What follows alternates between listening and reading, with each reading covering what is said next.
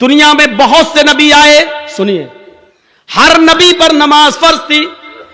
حضرت ابراہیم علیہ السلام یہ کہا کرتے تھے, ان صلاتی و نسکی و محیای و مماتی للہ رب العالمین, میری نماز, میری قربانی, میری زندگی اور میری موت اللہ کے لیے ہے. قرآن کہہ رہا ہے نا, ان صلاتی و نسکی و محیای و مماتی للہ رب العالمین, میری نماز, میری قربانی, میری زندگی, میری موت کس کے لیے؟ اللہ کے لیے. اس کا مطلب یہ ہے کہ ابراہیم علیہ السلام پر بھی نماز فرض تھی. جب اپنی بیوی ہاجرہ کو اور اپنے بچے چھوٹے اسماعیل کو جب چھوڑ دیا تھا بیابان جنگل میں, اور جب چلے گئے بہت دور, بیوی اور بچے کی آنکھوں سے اوجھل ہو گئے, تو ابراہیم علیہ السلام نے جو دعا کی تھی وہ دعا کو دیکھو قرآن ریکارڈ کرتا ہے, اور ربی انی اسکنت من ذریتی بواد غیر ذی زرع عند بیتک المحرم لیقیموا الصلاۃ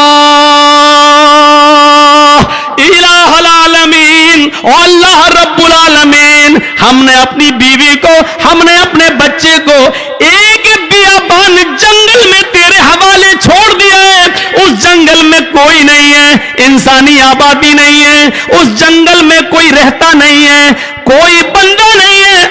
بواد غیر ذی زرع, بے آب و آبادی ہے, وہاں درخت بھی پیدا نہیں ہوتے, وہاں بیابان جنگلی جنگل ہے, وہاں سے کوئی قافلہ بھی نہیں آتا ہے. تھوڑے بہت درخت جو دکھ رہے ہیں ان پر پرندوں کے گھونسلے بھی نہیں ہیں, ایک چڑیا کا بھی پتہ نہیں ہے. ایسی بیابان جنگل میں جو غیر آباد ہے, غیر ذی زرع ہے, اس جنگل میں ہم نے اپنے بیوی بچوں کو چھوڑ دیا ہے. عند بیتک المحرم, تیرے قابل احترام گھر کے پاس, جہاں تیرا گھر تعمیر ہوگا, جہاں ہمیں تیرا گھر بنانا ہے, جہاں خانہ کعبہ کو بنانا ہے, جہاں قبلہ بننا ہے, جہاں قبلے کی تعمیر ہونا ہے, تیرا گھر بننا ہے, ایسے گھر کے پاس ہم نے اپنے بیوی بچے کو چھوڑ دیا ہے. لیقیموا الصلاۃ, تاکہ اس سے پھیلنے والی ذریت میرے بیوی بچے لیقیموا الصلاۃ, نماز قائم کر سکیں, نماز ادا کر سکیں, نماز پڑھ سکیں. اپنے بیوی کو اور بچے کو چھوڑ دیا ہے, ایک بھی پرندہ نہیں ہے, قافلہ نہیں ہے, انسان نہیں رہ رہا ہے, سائے سائے بیتتی ہے, خطرناک جانوروں کا ڈیرا ہے, لیکن یہی خانہ کعبہ بننا ہے, یہی اللہ کا گھر بننا ہے, اسی خانہ کعبہ کا طواف آگے چل کے ہونا ہے, اور ساری دنیا اسی کی طرف آگے چل کر رخ کر کے نماز پڑھنے والی ہے. ہمیں اسی جگہ پر اپنے بیوی بچوں کو چھوڑ دیا ہے, تاکہ میری بیوی سے, میرے بچوں سے جو نسل پھیلے, جو تعداد بڑھے, جو سنکھیا بڑھے, جو آبادی بڑھے, لیقیموا الصلاۃ, وہ تیری لیے نماز پڑھ سکیں, وہ نماز قائم کریں, وہ نماز پڑھنے والے ہوں. ابراہیم علیہ السلام یہ دعا کر رہے ہیں, ہم نے اپنی بیوی اور بچوں کو ایسی جگہ چھوڑا ہے جو بالکل بیابان ہے, لیکن ہم نے وہاں اس لیے چھوڑا ہے, وہاں تیرا گھر ہے اس لیے چھوڑا تاکہ وہ نماز ادا کریں, نماز پڑھیں. قرآن کی آیت سے ہمیں پتہ چلنا چاہیے کہ نماز کی اہمیت کیا ہے. یہی نماز ہے. حضرت موسیٰ علیہ السلام کو اللہ نے حکم دیا تھا, وَأَقِمِ الصَّلَاةَ لِذِكْرِي, آئے موسیٰ تم میری یاد کے لیے, مجھے یاد کرنے کے لیے نماز قائم کرو. پتا چلا کہ یہ نماز موسیٰ علیہ السلام پر بھی فرض تھی, ابراہیم پر بھی فرض تھی, نوح علیہ السلام پر بھی فرض تھی. یہ نماز لقمان علیہ السلام پر بھی فرض تھی, اور لقمان علیہ السلام تو اپنے بیٹے سے کہہ رہے ہیں, قرآن کہتا ہے یا بنیا اقم الصلاۃ, اے میرے بیٹے نماز قائم کر. یہ نماز لقمان اور اس کے بیٹے پر بھی فرض تھی. رہا نبی اکرم کا مسئلہ، تو اللہ کے نبی کا مسئلہ تو میں نے ابھی بیان کر دیا۔ اما عائشہ کہتی ہیں اذان کی آواز سن کر مجھے ہٹا دیتے، مجھ سے دور ہو جاتے، ایسا لگتا جیسے مجھے جانتے ہی نہیں ہیں، ایسا لگتا جیسے مجھے پہچانتے ہی نہیں ہیں، کبھی ہمیں دیکھا ہی نہیں ہے، ایسا محسوس ہوتا ہے جیسے یہ ہمیں پہچان ہی نہیں رہے ہیں۔ یہ نماز کا حال جس کو آج ہم نے بہت ہلکے میں لے لیا ہے، مرضی آئی پڑھو۔ اگر نماز کے بارے میں صحیح جانکاری مل جائے تو اس سے آپ اندازہ لگا سکتے ہیں کہ بے نمازی کی معاشرے میں کیا حیثیت ہے۔ بے نمازی کے گھر کھانا کھانا جائز نہیں ہے، بے نمازی کی شادی میں شرکت کرنا جائز نہیں ہے۔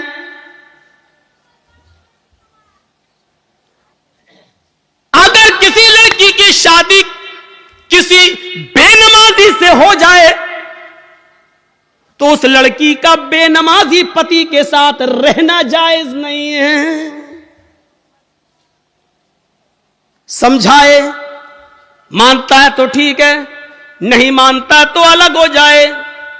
سوال یہ ہے کہ وہ طلاق نہ دے تو طلاق دینے کی ضرورت ہی نہیں ہے، کیونکہ بے نمازی مسلمان ہی نہیں ہے، اور جب مسلمان نہیں ہے تو کسی کافر کے نکاح میں رہنے کی ضرورت بھی نہیں ہے۔ یہ نکاح آٹومیٹکلی فسق، اپنے آپ ختم۔ بے نمازی کے ہاتھ کا کھانا جائز نہیں ہے، بے نمازی کے ہاتھ کا پانی جائز نہیں ہے۔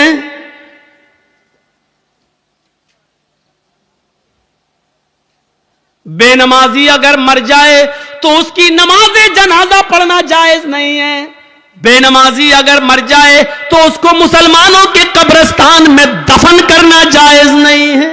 کیا کیا بتاؤں؟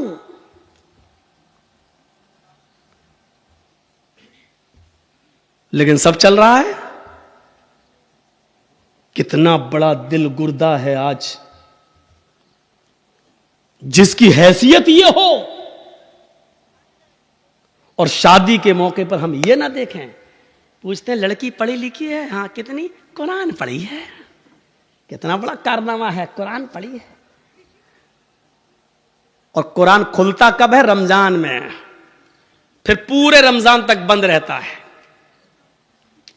پھر جب رمضان کا مہینہ آئے گا تب وہ کپڑے سے کھلے گا، دھول اس وقت صاف ہوگی، اپنے جہیز کے برتن روز دھوئے گی، اماں کی اور باپ کی طرف سے ملے ہوئے برتن روز دھوئے گی، لیکن قرآن جس جزدان میں لپٹا ہوا ہے اس کو مہینوں ہو جاتے ہیں، اس کو صاف کرنے کی نوبت نہیں آتی۔ جس طریقے سے بے نمازی عورت بے نمازی آدمی کے ساتھ نہیں رہ سکتی، اسی طریقے سے نمازی شوہر کے ساتھ بے نمازی عورت نہیں رہ سکتی۔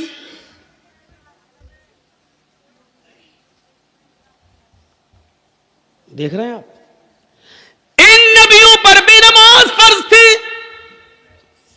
یہ الگ بات ہے کہ کسی نبی کے اوپر 2 رکعت فرض تھی، کسی نبی کے اوپر 4 رکعت فرض تھی، کسی نبی کے اوپر 3 رکعت فرض تھی، کسی کے اوپر 2 ٹائم کی تھی، کسی کے اوپر 3 ٹائم کی تھی، صبح دوپہر شام، اور کسی کے اوپر 5 ٹائم کی تھی، کسی کے اوپر 4 وقت کی بھی نماز فرض تھی۔ لیکن اللہ کے نبی جناب محمد رسول اللہ صلی اللہ علیہ وسلم جب نبی بنا کر بھیجے گئے تو آپ نے یہ نماز 5 وقت کی فرض کی، کیونکہ اللہ تعالیٰ نے 50 سے 5 وقت کی کر دی، اور جب 5 وقت کی فرض کر دی گئی تو نماز کا اصول یہ بنایا کہ فجر میں 2 رکعت رکھ دی، ظہر میں 4 رکعت رکھ دی، عصر میں 4 رکعت رکھ دی، مغرب میں 3 رکھ دی، اور عشاء میں 4 رکھ دی، کیونکہ کسی نبی کے اوپر 2 تھی، کسی کے اوپر 3 تھی، اور کسی کے اوپر 4 تھی۔ 2 سے کم نہیں تھی اور 4 سے زیادہ کسی کے اوپر فرض نہیں تھی، اس لیے اللہ کے نبی نے 2 بھی رکھی، 3 بھی رکھی اور 4 بھی رکھی، تاکہ لوگوں کو اس بات کا علم ہو جائے کہ میں کسی نبی کے خلاف نہیں ہوں۔ میں نے فجر میں 2 رکعت نماز فرض کی ہے تاکہ ان نبیوں کی بھی اقتدا ہو جائے. جو 2 رکعت جو پڑھا کرتے تھے 3 رکعت بھی میں نے مغرب میں رکھ دیے, کیونکہ کچھ نبیوں پر 3 وقت 3 رکعت فرض تھی, تو میں نے ان کو کی 3 رکعت بھی رکھ دی تاکہ اس نبی کی سنت بھی زندہ ہو جائے. اور جن نبیوں پر 4 رکعت فرض تھی ہم نے ظہر عصر اور عشاء میں 4 رکعت فرض کر دی تاکہ اس نبی کی سنت پر بھی عمل ہو جائے. میں نبیوں کا مخالف نہیں ہوں, میں رسولوں کا مخالف نہیں ہوں, ہاں میں آخری نبی ہوں. اب طریقہ میرا چلے گا, اب راستہ میرا چلے گا. دنیا میں 3 قسم کی مخلوق ہے. ایک مخلوق جو ہمیشہ کھڑی رہتی ہے, جیسے پیڑ, درخت, پہاڑ, یہ کھڑے ہیں. کچھ مخلوق جھکی ہوئی ہوتی ہے, جیسے بھینس, بکری, گائے, بھیڑ. آپ دیکھیے ہم لوگ جب ایسے رکوع میں چلے جائیں تو بالکل وہی شکل ہو جاتی ہے. اور کچھ مخلوق زمین سے چپکی ہوئی ہوتی ہے, جیسے چھپکلی, چوہا. دیوار پہ بھی چڑھے گا تو چپکا ہوا ہوگا, زمین پہ ہوگا تو ایسے ہوگا. یہ 3 ہی قسم کی مخلوق ہے, چوتھی کوئی قسم نہیں ہے. اور اللہ کہتا ہے یسبح للہ ما فی السماوات و ما فی الارض, زمین و آسمان کی ساری مخلوق اللہ کی تسبیح بیان کر رہی ہے, اللہ کی حمد و ثنا بیان کر رہی ہے. اللہ کے نبی صلی اللہ علیہ وسلم نے نماز میں یہ تینوں کنڈیشن لاگو کر دی ہے. اللہ اکبر, اے اللہ یہ پہاڑ بھی تیری حمد و ثنا بیان کرتے ہیں, یہ درختوں کے پتے بھی حمد و ثنا بیان کرتے ہیں.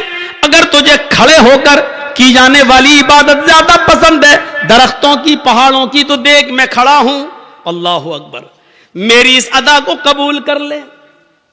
اگر تجھے 4 پیر والے جانوروں کی عبادت زیادہ پسند ہے تو دیکھ میں جھک گیا ہوں.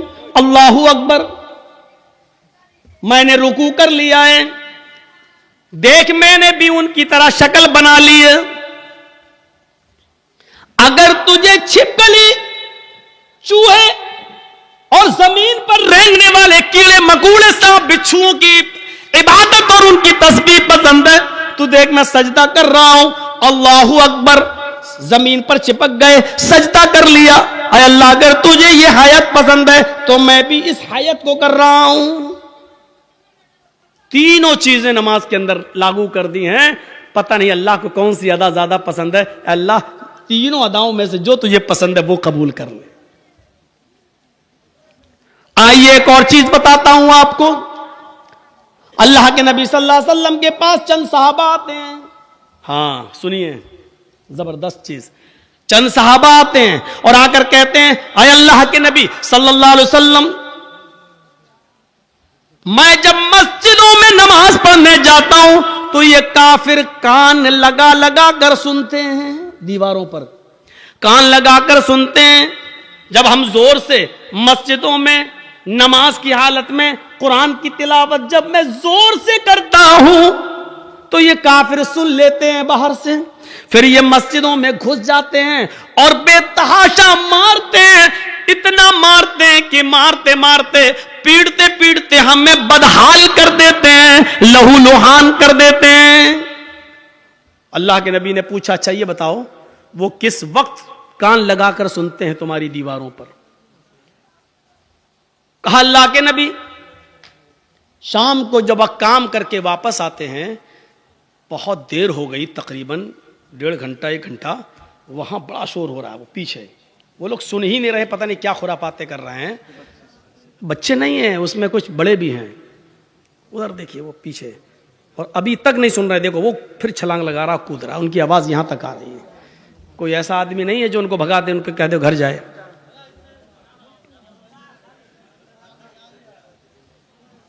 اتنے شیطان بچے, ان کے ماں باپ سے پوچھو, ہمیں ہمارا دل کہتا ہے یہ رات میں پیدا ہوئے ہوں گے.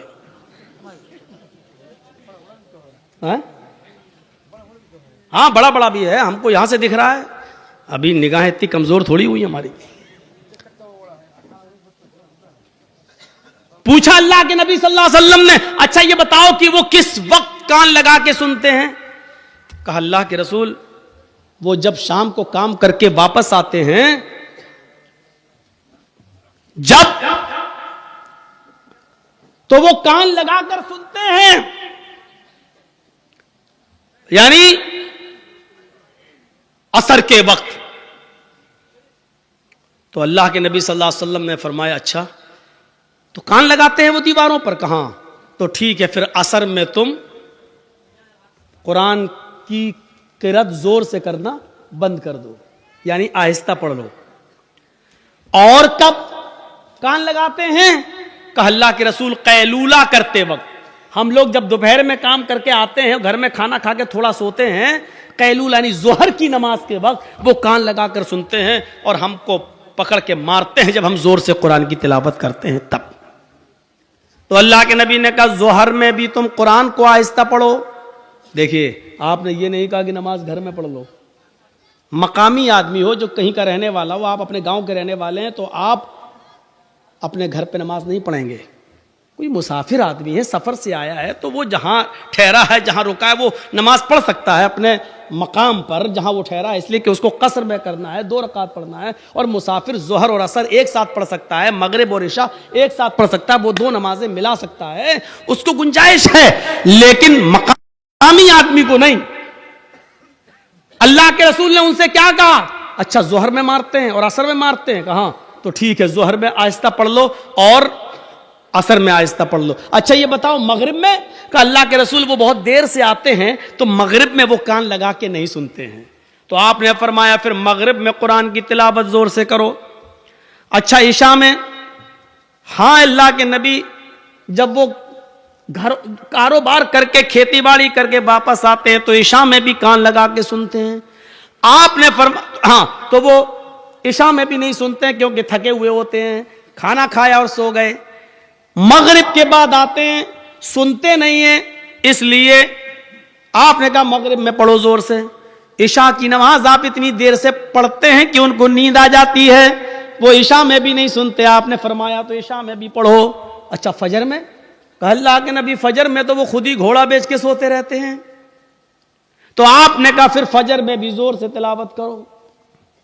پہلے یہ 5 وقت زور سے تلاوت ہوتی تھی، 5 نمازوں میں زور سے پڑھا جاتا تھا. الحمدللہ رب العالمین. جب صحابہ نے شکایت کی کہ اللہ کے رسول یہ ہمیں مارتے ہیں، کانوں میں دیواروں پہ کان لگاتے ہیں، سن لیتے پڑھ رہے ہیں تو مارتے ہیں، پیٹتے اتنا مارتے ہیں کہ لہو لہان ہو جاتے ہیں. تو آپ نے کہا کب مارتے ہیں؟ کہا ظہر میں. آپ نے کہا ظہر میں آہستہ پڑھو. کب مارتے ہیں؟ کہا عصر میں. عصر میں بھی آہستہ پڑھو. مغرب میں؟ کہا نہیں زور سے پڑھو. عشاء میں سو جاتے ہیں وہ، زور سے پڑھو. فجر میں نہیں اٹھتے ہیں وہ، زور سے پڑھو. میرے بھائیوں یہ سلسلہ چلتا رہا، بہت دنوں تک یہ سلسلہ چلتا رہا، اور اتنے دنوں تک یہ سلسلہ چلا کہ مکہ فتح ہو گیا. جب مکہ میں کامیابی مل گئی اور نبی کی حکومت آ گئی، تب صحابہ کرام نے پھر عرض کیا. اب جو چیز بتانا چاہتا ہوں وہ سنیے. اب صحابہ نے عرض کیا اے اللہ کے نبی جب ہمارے حالات خراب تھے، جب یہ ہمیں مارتے تھے پیٹتے تھے، جس کی وجہ سے آپ نے آہستہ پڑھنے کا حکم دے دیا تھا ظہر میں اور عصر میں، اب تو یہ مارتے نہیں ہیں، اب تو حکومت ہمارے ہاتھ میں آ گئی، اب تو مکہ اور مدینہ کی باغ ڈور ہمارے ہاتھ میں ہے. تو اے اللہ کے نبی ہمیں پہلے والی اجازت دے دیجئے، اب ہم پھر سے 5 وقت کی نمازوں میں زور سے تلاوت کریں. بھئی حالات اب ختم ہو گئے، پہلے حالات برے تھے اس لیے آپ نے آہستہ پڑھنے کو کہہ دیا، اب تو ہمارے فیور میں ہے حالات، اب تو ہمارے حق میں ہے حالات، تو اب کیوں ہم آہستہ پڑھیں، اب ہم زور سے پڑھیں گے. آپ نے کہا نہیں نہیں بالکل نہیں. صحابہ نے کہا اللہ کے رسول کیا یہ وجہ نہیں تھی کہ یہ لوگ ہمیں مارتے تھے اس لیے آپ نے آہستہ پڑھنے کے لیے کہہ دیا تھا؟ آپ نے کہا وجہ یہی تھی. کہا جب وہ ریزن ختم ہو گیا، جب وہ وجہ ختم ہو گئی تو اب زور سے پڑھنے کی اجازت کیوں نہیں دی جا رہی ہے؟ اللہ کے نبی نے کیا فرمایا؟ آپ نے فرمایا اس لیے کہ بعد میں آنے والے لوگ جب یہ سوچیں گے کہ ظہر میں عصر میں آہستہ پڑھنے کی اجازت کیوں دی اور مغرب میں عشاء میں اور فجر میں زور سے تلاوت کیوں کی جاتی ہے، جب یہ بعد میں آنے والے لوگوں کو پتا چلے گا، जब वो इसकी हिस्ट्री पढ़ेंगे, जब वो हदीसें पढ़ेंगे, जब उनको मालूम होगा कि सहाबा किराम मार खाते थे, इतना पीटे जाते थे कि उनकी चमड़ी उधड़ जाती थी, लहूलुहान हो जाते थे, इसके बावजूद उन्होंने नमाज नहीं छोड़ी। मारे खाई लेकिन नमाज पढ़ी, आहिस्ता पढ़ी लेकिन पढ़ी, नमाज छोड़ी नहीं है। जब उनको इस बात का इल्म होगा तब उनको पता चलेगा कि साहबा किराम ने बड़ी से बड़ी मुसीबतें झेली हैं लेकिन नमाज नहीं छोड़ी है, नमाज तर्क नहीं की है, तो फिर वो भी नमाजी बन जाएंगे, वो भी नमाज के पाबंद हो जाएंगे। अब आपको अंदाजा है मेरे भाइयों, साहबा किराम मारे खाते थे, इतना पीटते थे कि उनकी चमड़ी उधर जाती थी, जिस्म से खून बहता था, लेकिन इसके बावजूद नमाज पढ़ रहे हैं। अल्लाह के रसूल ने कहा जोर से मत पढ़ो, आहिस्ता पढ़ो, लेकिन पढ़ो। नमाज ऐसी कंडीशन में भी माफ नहीं। हट्टे खट्टे तंदुरुस्त हैं और नमाज नहीं पढ़ते। और जुर्रत देखो, बहादुरी, हिम्मत तो देखो। अजान की आवाज आ रही है, कुछ लोग मस्जिद में नमाज के लिए जा भी रहे हैं, लेकिन कलेजा इतना बड़ा कि उन नमाजियों के सामने होटलों पे बैठ के चाय हम पी रहे हैं। हमारा दिल और हमारा कलेजा कितना मजबूत है। या अल्लाह, तेरा अजाब कैसे रुका हुआ है। इतनी बड़ी गलती अगर पुराने पिछले जमाने की उम्मतों ने की होती तो अभी तक आग और पत्थर के अजाब से वो हलाक हो गए होते। अल्लाह रब्बुल आलमीन का अजाब हम पर आ क्यों नहीं रहा है? इसकी वजह क्या है? इतना बड़ा कलेजा। मस्जिद के सामने होटल के बाहर, मस्जिद के बाहर होटल पे बैठ जाए हम, और नमाज मस्जिद के अंदर हो रही हो और हम मस्जिद के सामने से गुजर जाएं साइकिल लेकर और बाइक लेकर।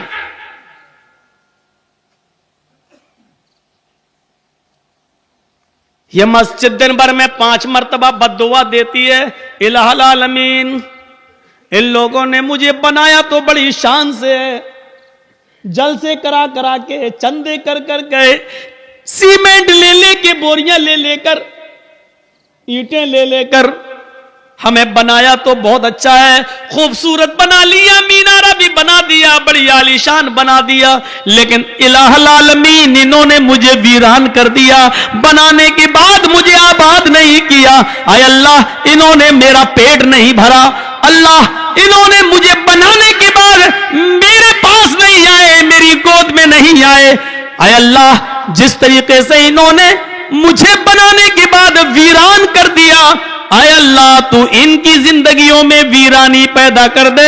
अल्लाह, जिस तरह इन्होंने मुझे बर्बाद किया तू इनको बर्बाद कर दे। अल्लाह, जिस तरीके से इन्होंने हमें बना सवा कर दुरुस्त करने के बाद हमें भुला दिया है, आय अल्लाह तू इनको भुला दे। मेरे भाइयों, ये मस्जिदों की कहीं बद्दुआओं का नतीजा तो नहीं जो हमारे हालात ही है, जो हमारे हालात ही है। पहले जमाने में जब जंगें होती थी, नमाज का वक्त हो जाया करता था, बादशाह नमाज की हालत में, बादशाह जंग की हालत में नमाज के लिए खड़ा हो जाता था।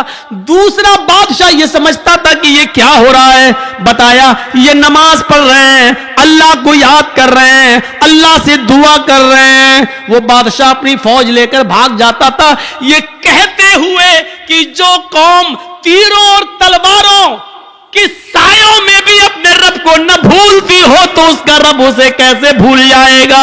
जो कौम तलवारों के सायों में पली हुई हो, तीरों तलवारों के सायों में जो नमाज अदा कर रही हो, ऐसी पोजीशन में भी वो अपने रब को भूल नहीं रही हो, अपने रब की इबादत कर रही हो, फिर उसका रब हमारे साथ क्या करेगा अगर हमने इनको इस पोजीशन में मारा। वो अपनी फौज, अपने हथियार, अपने घोड़े, अपना सारा हथियार वहीं पर डालकर भाग जाया करते थे, ये कहते हुए कि आय अल्लाह वालों, हम तुम्हारा मुकाबला नहीं कर सकते, आय अल्लाह वालों, हम तुम्हारा मुकाबला नहीं कर सकते। मेरे भाइयों, कल तक हमारे ये हालात थे, आज हमारे हालात ये हैं, हमारी मस्जिदों में नमाज हो रही है लेकिन काफिरों की बारात बजती हुई जाती है, उनके बैंड बजते हुए जाते हैं, उनके गाने बजते हुए जाते हैं, लेकिन हमारी अजान की आवाज या नमाज की क़िरात भी हो रही हो तो उनको कोई फर्क नहीं पड़ता, क्योंकि जब अजान और नमाज के वक्त हमने अपनी टीवियों को बंद نہیں کیا ہے. جب ہم نے اپنے گھروں میں ٹی وی چلانا شروع کر دی تو پھر کافروں کے دلوں سے بھی ہمارا رعب و دبدبہ نکل گیا, کافروں کے دلوں سے بھی ہمارا رعب و دبدبہ ختم ہو گیا. کیوں ہوگا؟ ہم نے کافروں کے دلوں میں اپنی عزت بنائی کہاں ہے؟ کہاں بنائی ہے ہم نے اپنی عزت؟ غزوہ احزاب کا وہ موقع یاد کرو. سنو, صرف ایک نماز تھی, بس ایک, وہ بھی اللہ کے رسول صلی اللہ علیہ وسلم کی, نبی کی ایک نماز, اور وہ بھی چھوٹی نہیں تھی. بس صرف اس کا اصل وقت نکل گیا تھا. غزوہ, جنگ ہو رہی ہے, نام ہے اس غزوے کا غزوہ احزاب. اور سنو, کلیجہ سنبھال کر سنو, دل سنبھال کے سنو اس واقعے کو. غزوہ احزاب, کافروں کی طرف سے تیر چل رہے ہیں, مسلمانوں کی طرف سے بھی تیر چل رہے ہیں. یہ جنگ اتنی خطرناک ہوئی کہ عصر کی نماز کا وقت آ گیا, لیکن صحابہ کرام سنبھل نہیں پائے. کوئی ادھر تھا کوئی ادھر تھا. نماز پڑھیں تو کیسے پڑھیں؟ ایک ساتھ ہوتے تو چلو آدھے پڑھ لیتے, آدھے جنگ کرتے, پھر یہ جو آدھے پڑھ چکے ہوتے یہ جنگ میں چلے جاتے, جو چھوٹ گئے وہ بعد میں پڑھ لیتے. لیکن کوئی ادھر ہے کوئی ادھر ہے. یہ عصر کی نماز کا وقت تھا, عصر کی نماز کا وقت. اللہ کے رسول نماز پڑھا نہیں سکے اور صحابہ ایک ساتھ جمع نہیں ہو سکے. کوئی ادھر سے تیر چلا رہا, کوئی ادھر سے تیر چلا رہا ہے. لیکن تیر چلاتے چلاتے چلاتے چلاتے مغرب کا سورج جو ڈوبتا ہے مغرب کی نماز کے لیے, سورج کے ڈوبنے سے, سورج کے غروب ہونے سے تھوڑی دیر پہلے صحابہ کرام نے اس جنگ پر کامیابی حاصل کر لی, یعنی کافروں کو ہرا دیا. لیکن عصر کی نماز کا وقت نکل گیا. سنیے, عصر کی نماز کا وقت نکل گیا تھا. جلدی سے وہیں صحابہ نے تیمم کیا اور وضو بنا, تیمم پانی تو تھا نہیں, جلدی سے تیمم کیا اور نماز پڑھنا شروع کر دی. سورج ڈوبنے سے غروب ہونے سے پہلے اللہ کے نبی نے اور صحابہ نے عصر کی نماز پڑھ لی. صرف وقت نکل گیا. جو پڑھنا چاہیے تھا پونے, ہم لوگوں کے یہاں کتنے بجے ہوتی ہے عصر؟ آپ کے یہاں کتنے بجے ہو رہی ہے عصر؟ 2:45 پر؟ ہاں, کہیں 3:30 پہ بھی ہو رہی ہوگی. ہم 3:15. آپ کی مسجد میں کتنے بجے ہو رہی ہے؟ 3:15. اب 3:15 کی جگہ پر کوئی آدمی 5:15 پہ نماز پڑھے تو وقت نکل گیا نا اس کا, عصر کا.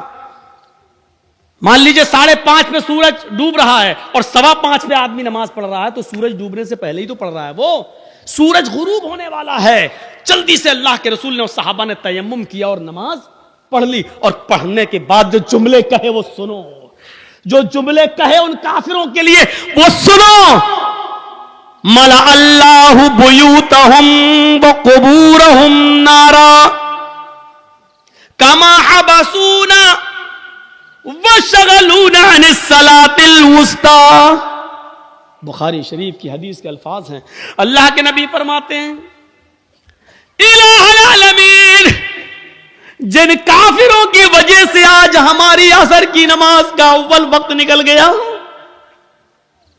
اے اللہ, جن کافروں کی وجہ سے آج میری عصر کی نماز کا اصلی وقت نکل گیا, وقت پر ہم نماز نہیں پڑھ سکے, سورج ڈوبنے سے پہلے آج ہم نے عصر کی نماز پڑھی, اس کے ذمہ دار یہ کافر ہیں, یہ جنگ کرنے والے, ان کی وجہ سے میری عصر کی نماز کا وقت نکلا ہے. ملأ اللہ بیوتہم, اے اللہ ان کے گھروں کو تو آگ سے بھر دے, اے اللہ ان کے گھروں میں آگ لگا دے, اے اللہ ان کے گھروں میں تو آگ سے بھر دے. نماز کے وقت اپنے گھروں میں بیٹھنے والوں, نبی اکرم کی اس بد دعا پر ذرا غور کرو. ملأ اللہ بیوتہم, اے اللہ ان کے گھروں کو تو آگ سے بھر دے.